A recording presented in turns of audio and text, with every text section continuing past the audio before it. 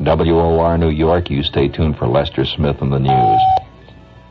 This is the news in detail on the hour from the WOR newsroom. Vice President Spiro Agnew spoke here in New York City tonight at the 10th annual fundraising dinner of the State Conservative Party at the Hotel Hilton.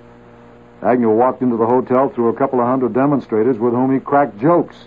Inside the hotel, Agnew took out after Democratic candidate for president, Senator George McGovern, accusing McGovern of making anything but reasonable remarks during the current campaign. And Agnew declared, "But Senator McGovern's rhetoric in this campaign has been anything but reasonable. He has accused the President of the United States of barbarism and foolhardiness in his Vietnam policy. He has said that the President, and I quote him, shows a greater commitment to bombing the children of Asia than to building the human potentials of our own children in America. He has likened our President to Hitler, likened this country to Nazi Germany, and the Republican Party to the Ku Klux Klan. Think of what he must think of you."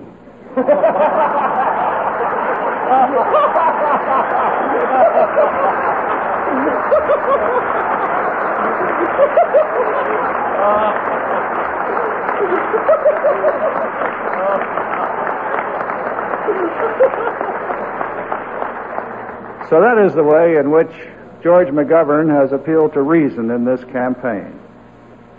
Now, as you know, I've been accused on occasion of using strong political rhetoric. Yes, I have.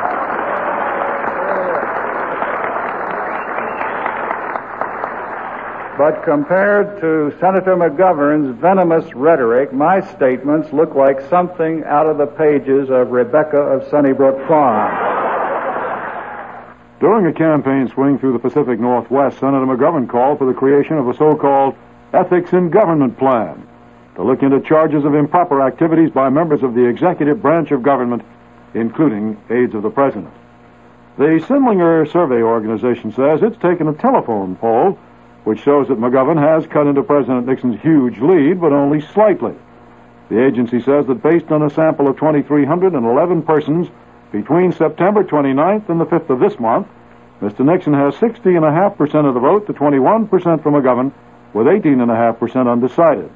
Albert Sindlinger, the head of the agency, notes what he calls a surprising 2 1/10% increase in the number of undecided voters from the previous week, with Mr. Nixon led 62 1/10% to McGovern for 21.5%, with 16 1/10% undecided. Sindlinger attributes much of the increase in undecided voters to persons who've changed their minds about sitting out the election, but who haven't yet made up their minds about whom they want for president. The survey agency also says that a poll of some 75,000 junior and high school students conducted by Scholastic magazine showed President Nixon leading with 67% to 25% for McGovern.